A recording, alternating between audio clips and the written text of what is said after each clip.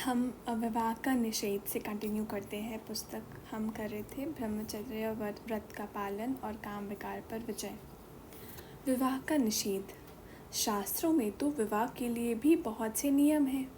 उदाहरण के तौर पर उनमें लिखा है कि यदि कोई मनुष्य धन के लोभ से अपनी कन्या किसी नीच को, वृद्ध नर को या कुरूप को अथवा खराब चरित्र वाले मनुष्य को देता है तो वह मरने के बाद प्रेत बनेगा।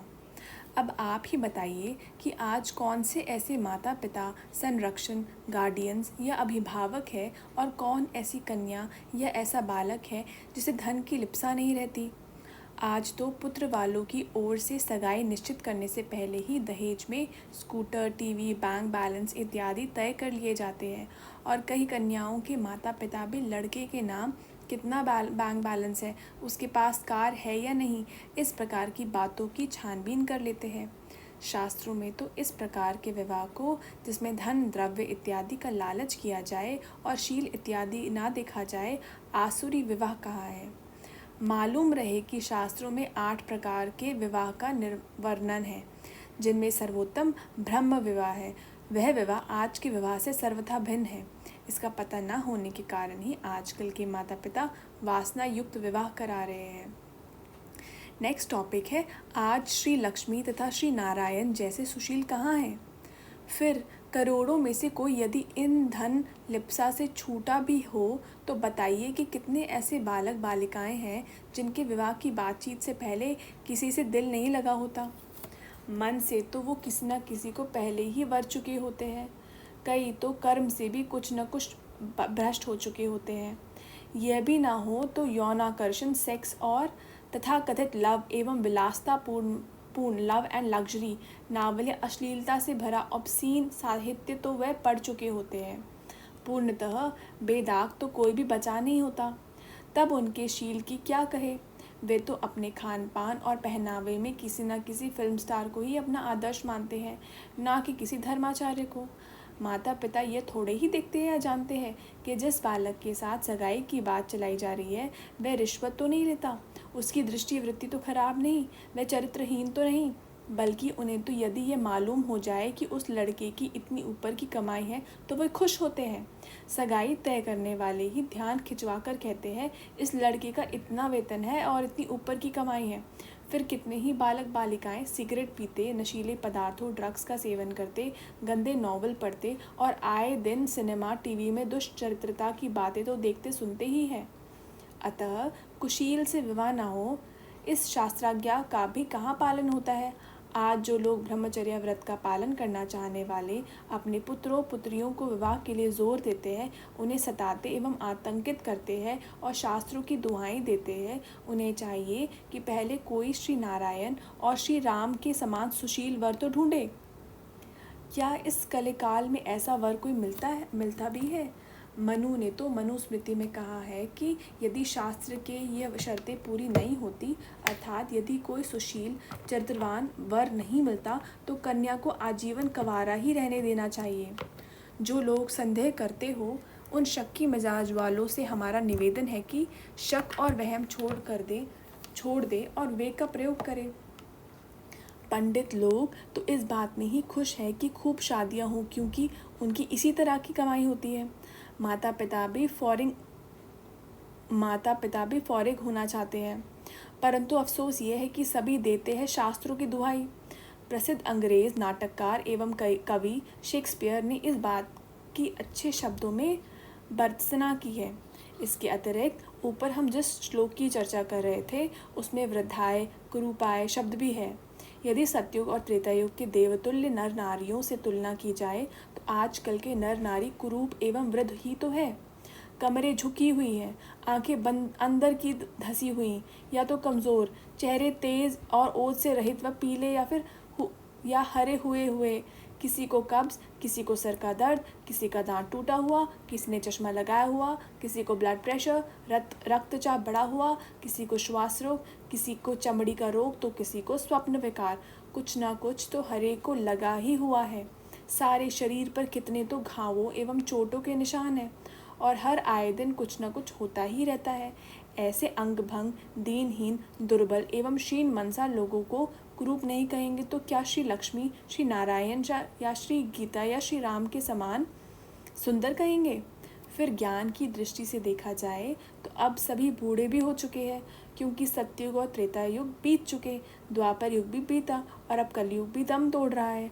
तो आज जब ना घी मिलता है, ना तेल, ना गेहूं, ना चीनी, ना दूध, ना पानी, तो शादीशुदा धुन लगाना तो आंख पर पट्टी बांधना ही है।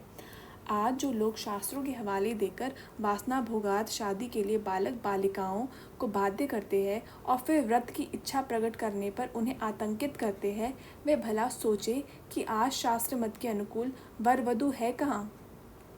शास्त्रों में तो विवाह पद्धति में लिखा है कि पुरुष वधू को कहता है कि तुम्हें पाकर मैं लक्ष्मी युक्त एवं कांति तथा श्री से युक्त हो गया हूँ। पहले लक्ष्मीहीन था। गोया स्त्री के लिए भी पुरुष का मिलना एक प्रकार से श्री नारायण का मिलना हुआ। इसीलिए थी तो आज विवाह होने पर जब पत्नी ससुराल में आती है तो सभी कहते हैं कि घर में लक्ष्मी आई है, परंतु श्री लक्ष्मी और श्री नारायण तो पवित्र थे। तभी तो मंदिरों में देवी देवता मानकर उनकी पूजा की जाती है, और तभी तो श्री कृष्ण जन्माष्टमी इत्यादि पर संभोग वर्जित है, और श्री कृष्ण आदि देवताओं के मंदिरों में काम भोग बहुत बड़ा पाप माना गया है। तथा श्री कृष्ण के अनन्य भक्तों सूरदास, मीरा इत्यादि ने भी वासना भोग का त्याग किया। तो यदि वर लक्ष्मीपति बना है और वधू नारायणी बनी है, तब तो काम कटारी चलनी ही नहीं चाहिए। परंतु इन सभी ज्ञान रहस्यों को न जानने के कारण ही कुक्कड़ ज्ञान लोग दूसरों को शास्त्रों को की कुकड़ों को तो सुनाते हैं, परंतु बैठे रहते हैं गोबर एवं विष्ठा पर। नेक्स्ट टॉपिक है ग्रंथों में ब्रह्मचर्य की महिमा और काम की निंदा। देखने की बात तो यह है कि ग्रंथों एवं शास्त्रों में तो ब्रह्मचर्य की भूरी भूरी महिमा है। वाग्भट ने कहा है कि इसके नाश से निश्चय ही मनुष्य का नाश है, क्योंकि यही तो जीवन का आधार है। इसी प्रकार शिव संहिता में लिखा है, बिंदुपात से ही मृत्यु है और इस बिंदु की धारणा में ही जीवन है, इसलिए अति प्रयत्नपूर्वक बिंदु धारण करना चाहिए। तो जबकि ब्रह्मचर्य को जीवन और काम को मृत्यु तक कह दिया गया है, तब फिर शास्त्रों की दुहाई देने की क्या बात रही। परंतु आश्चर्य है कि फिर भी लोग कहते हैं कि तब गृहस्थ किया ही क्यों जाए और गृहस्थ आश्रम उत्तम क्यों माना गया है। उन्हें मालूम होना चाहिए कि शास्त्रों में स्त्री को सहधर्मिणी कहा गया है। भाव यह है कि पुरुष धर्म पालन में, ना कि धर्म भ्रष्ट होने के लिए उसे सहायक के रूप में अपनाता है, और विषय के सामने होते हुए भी विकार से बचे रहने के अभ्यास के लिए भी गृहस्थ करता है। इसीलिए शास्त्रों में कई जगह आया है कि हे कल्याणी, हम दोनों रेतः का संयम करेंगे, अर्थात ब्रह्मचर्य का पालन करेंगे। पुनश्च गृहस्थ को इसलिए भी उच्च कहा गया है कि गृहस्थ अपने लिए संयम स्वयं कमाते हैं, वे सामाजिक कार्य भी करते हैं, जिससे अन्न, धन, सुविधाओं इत्यादि में वृद्धि होकर सभी का भरण पोषण इत्यादि होता है। परंतु इसका यह अर्थ नहीं कि गृहस्थ में वासना भोग की छूट है। यदि ऐसा हो तो गृहस्थ को गृहस्थ धर्म क्यों कहा जाए और गृहस्थ आश्रम की संज्ञा क्यों दी जाए। शास्त्रों में धर्म के जो 10 लक्षण बताए गए हैं, उनमें इंद्रिय निग्रह भी सम्मिलित है, और मन की शुचि, पवित्रता, और दम का अर्थ है मन का वशीभूत होना। शौच तन के अतिरिक्त मन और बुद्धि की भी पवित्रता का वाचक है, और इंद्रिय निग्रह का अर्थ इंद्रियों को वश करना है। काम विकार अशुचि भी है और मन का परवश होना भी। अतः गृहस्थ धर्म कहने का आशय तो यही हुआ है कि यह धर्म पालन ही की सुविधा के लिए किया गया है, ना कि धर्म से गिरने के लिए। आश्रम शब्द भी पवित्र स्थान का वाचक है, जबकि ब्रह्मचर्य आश्रम में पवित्रता है। वानप्रस्थ आश्रम में भी और संन्यास आश्रम में भी तो गृहस्थ आश्रम में वासना भोग की बात कैसे हो सकती है। परंतु जैसे आजकल ब्रह्मचर्य आश्रम में, वानप्रस्थ आश्रम में तथा संन्यास आश्रम में पतन आ गया है, वैसे ही हाल गृहस्थ में हो गया है। इसलिए लोगों ने धीरे धीरे ऐसा मान लिया है कि गृहस्थ आश्रम में तो वासना स्वातंत्र है। वास्तव में यह भूल है। गृहस्थ आश्रम की उत्तमता ही इसी से है कि इसमें मनुष्य काम, क्रोध, लोभ, मोह, अहंकार की उत्पत्ति के कारण सामने होते हुए भी उनसे ऊपर उठा रहता है। फिर विचित्र बात तो यह है कि आज लोग गृहस्थ की रट तो बहुत लगाते हैं, परंतु वह 50 वर्ष के बाद ना तो वानप्रस्थी बनते हैं, अर्थात ना वन में जाते हैं, ना सन्यासी। वे 50 वर्ष के बाद भी विकारी गृहस्थी ही बने रहते हैं, पुराने पापी हो जाते हैं और नक कटे पंथियों की तरह अपने जैसा ही दूसरों को भी बनाने की फिक्र में रहते हैं। वे सोचते भी नहीं कि आज आश्रमों की व्यवस्था की तो बात ही फीकी हो गई है। आज मनुष्य की 100 वर्ष की आयु ही नहीं रही कि वह वानप्रस्थ और संन्यास आश्रम निभाए। आज तो भारतवासी की औसत आयु ही 40 वर्ष है, तो क्या 10 वर्ष तक ब्रह्मचर्य का पालन यह तो स्वतः ही होता है।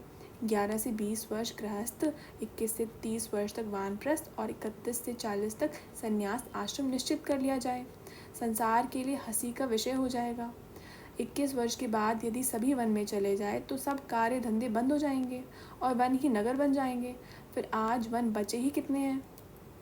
चलो मान लो कोई दुराग्रही एवं हठी व्यक्ति इस सब बात के बाद भी कहता है कि शास्त्र तो कहते हैं कि 25 वर्ष से लेकर गृहस्थ में वासना भोग करो।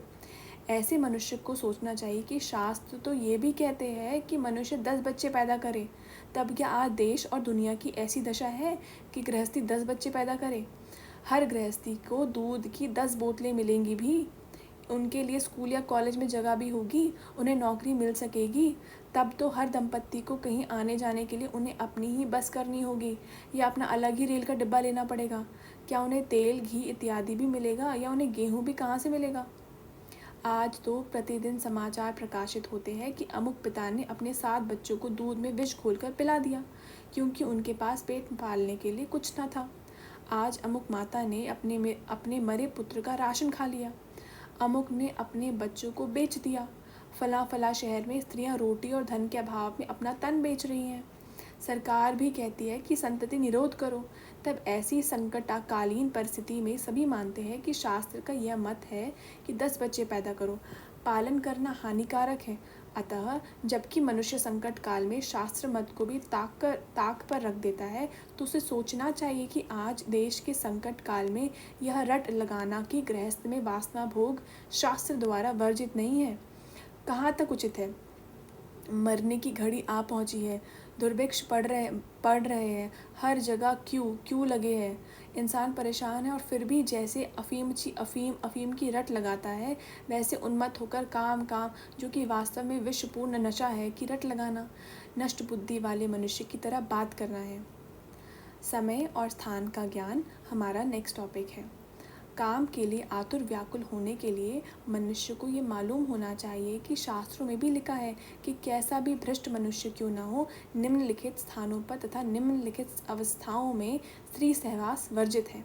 मंदिर में, रास्ते में, शमशान में, औषधालय में, ब्राह्मण के घर में, गुरु के घर में, दूसरे लोगों के सामने, मित्र और गुरुजनों के बिछौने पर, सवेरे, संध्या को, उपवास के दिन, शिवरात्रि, रामनवमी, जन्माष्टमी या अन्य किसी पर्व वाले दिन या रविवार आदि वार को अपवित्र अवस्था में दवा लेने के बाद बिल्कुल भूखे, दुखी मन से, आवेश में, क्रोध में और थकावट में।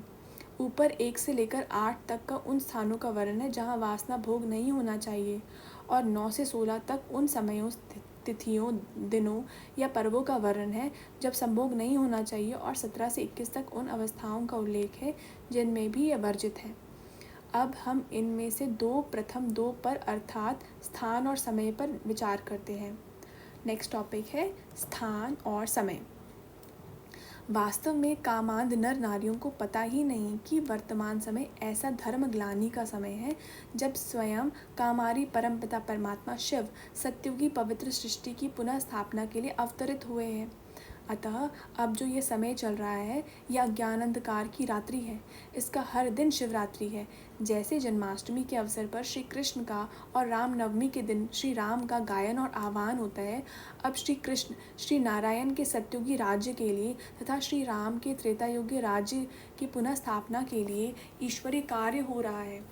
अतः अब ये समस्त सृष्टि ही शिवालय अथवा मंदिर है, क्योंकि यहाँ शिव आए हुए हैं। यह सारी पृथ्वी ही गुरुओं के उस परम सद्गुरु का घर है, उसका बिछौना है। परमात्मा शिव अब प्रजापिता ब्रह्मा के कमलमुख द्वारा सच्चे ब्राह्मणों को पैदा कर रहे हैं। अतः अब ये ब्राह्मणों का घर है। अब ये ज्ञान रूप महाऔषधि दी जा रही है। अतः यह औषधालय भी है जहाँ काम क्रोध आदि रोगों से त्रस्त आत्मा को निरोग निर्विकार बनाने का साधन हो रहा है। अब मनुष्य रास्ते पर ही है क्योंकि वे ज्ञान मार्ग में या ईश्वरी याद रूप यात्रा पर जा रहे हैं। अब ये संसार शमशान भी होने वाला है क्योंकि अब निकट भविष्य में एटम और हाइड्रोजन बमों द्वारा महाविनाश होने वाला है। पुनश्च यही समय संध्या समय भी है और सवेरे का समय ब्रह्म मुहूर्त अथवा अमृत वेला भी है क्योंकि वर्तमान समय परम पिता शिव सभी को ब्रह्मलोक वापस ले जाने के लिए ज्ञान रूप अमृत दे रहे हैं, संध्या भी सिखा रहे हैं, योग स्थित भी कर रहे हैं और अब सत्युग रूप सवेरा हो रहा है। यह सर्वोत्तम पर्व तो है ही क्योंकि इसे ही पुरुषोत्तम संगम युग कहते हैं और वास्तव में दीपावली, जन्माष्टमी, रक्षाबंधन इत्यादि सभी त्यौहार परमपिता परमात्मा शिव के इस अवतरण काल से संबंधित है। जो लोग इस बात को ना मानते हो कि वर्तमान समय परमपिता परमात्मा शिव भारत में अवतरित हुए हैं और इसे शिवालय अथवा देवस्थान बना रहे हैं और सत्युगी पावन सृष्टि अथवा श्री कृष्ण एवं श्री राम का राज्य स्थापन कर रहे हैं तथा निकट भविष्य में महाविनाश भी होने वाला है, उन्हें ये रहस्य अहम विस्तार पूर्वक एवं स्पष्ट रूप से बताने की सेवा करने के लिए तैयार है। अब नेक्स्ट टॉपिक है अवस्था।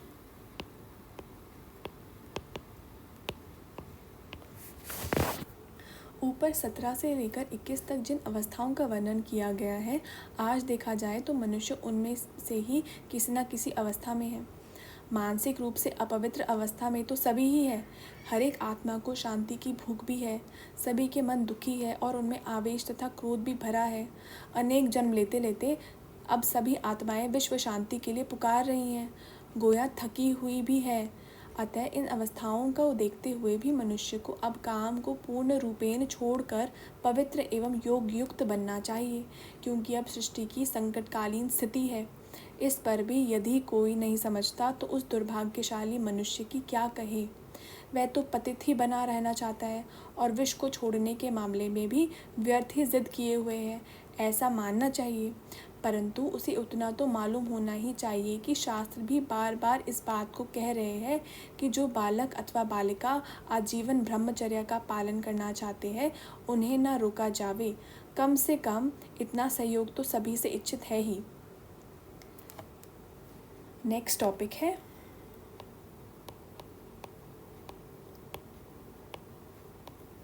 ब्रह्मचर्य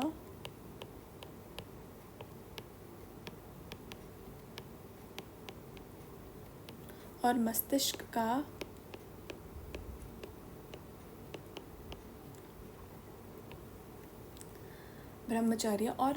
का संबंध। विज्ञान के इस युग में कुछ एक लोगों ने मानवीय मस्तिष्क की तुलना कंप्यूटर से की है। एक विज्ञान वेता ने कहा है कि मनुष्य का मस्तिष्क जो काम करता है, यदि उन कार्यों के लिए कंप्यूटर बनाया जाए तो उसकी लंबाई चौड़ाई अमेरिका के प्रसिद्ध नगर न्यूयॉर्क से कम नहीं होगी। फिर कई वर्ग मील बड़े क्षेत्रफल पर यह जो कंप्यूटर स्थित होगा उसे सक्रिय करने के लिए उतनी विद्युत शक्ति की आवश्यकता होगी जितनी कि अब न्यूयॉर्क महानगर में खपती है। और साथ साथ इसके तापमान टेम्परेचर को बढ़ने से रोकने के लिए न्यूयॉर्क की हडसन नदी का जितना पानी भी चाहिए होगा। तब भी उस कंप्यूटर में वो सभी योग्यताएं नहीं होगी जो मानवीय मस्तिष्क में है। साधारण विवेक भी वैज्ञानिकों की इस बात को मानता है क्योंकि आखिर कंप्यूटर का आविष्कार अथवा निर्माण भी तो मानवीय मस्तिष्क ही ने किया है, अतः उसका श्रेष्ठ होना स्वतः ही सिद्ध है। अब किंचित विचार कीजिए कि न्यूयॉर्क जैसे विराट नगर जितने क्षेत्रफल वाले कंप्यूटर को बनाने में, उसे क्रियाशील करने में, उसे चालू हालत में बनाए रखने में, उसके लिए आवश्यक विद्युत पैदा करने में तथा अन्य बातों में कितना धन और कितना श्रम लगेगा। खरबों डॉलर खर्च होने के बावजूद भी उसे बनाने, चलाने और उससे काम लेने के लिए मनुष्यों, ऑपरेटरों एवं इंजीनियरों की ज़रूरत तो रहेगी ही। परंतु कितने आश्चर्य की बात है कि मनुष्य इतने विचित्र मस्तिष्क जो उसे मुफ्त में मिला है का यथोचित मूल्य नहीं समझता। वह अपने अकृत्यों द्वारा शीघ्र ही उसे क्षीण कर देता है अथवा उसे रोगग्रस्त कर बैठता है। यदि मस्तिष्क की उपयोगिता को हम और किसी प्रकार भी अंकिना न जानते हो तो आर्थिक मूल्य की दृष्टि से भी वह अरबों खरबों रुपयों की चीज़ें हैं। इतना ही नहीं, उसके बिना तो यह तन भी बेकार है और मनुष्य स्वयं भी किसी काम का नहीं है किंतु आश्चर्य है कि यूं तो मनुष्य एक एक रुपया कमाने तथा बचाने की कोशिश करता है और दूसरी ओर वह जो इतना बड़ा खजाना लिए है उसे यूं भी लुटाया चला जाता है। मनुष्य के मस्तिष्क को मनुष्य स्वयं जो क्षति पहुंचाता है उनमें से वासना भोग विशेष है। बहुत से शरीर शास्त्री मानते हैं कि ब्रह्मचर्य को नष्ट करने से मनुष्य के मस्तिष्क को आघात पहुंचता है। कई वैज्ञानिकों का कथन है कि कामाधीन होकर मनुष्य अपने मस्तिष्क के एक अमूल्य द्रव को गंवाता है। इसके परिणाम स्वरूप उसके मस्तिष्क की शक्ति का ह्रास होता है। यदि मनुष्य के विचार शुद्ध रहें तो उसका मस्तिष्क प्रतिभाशाली बना रहेगा, उसकी आयु भी बड़ी होगी, उसमें कार्य क्षमता भी बढ़ेगी और वह विचार कुशल भी होगा। इस सत्यता को जानते हुए मनुष्य को चाहिए कि ब्रह्मचर्या व्रत का पालन करे। अब हमारा नेक्स्ट टॉपिक है ब्रह्मचर्या पालन और वैज्ञानिक निरीक्षण।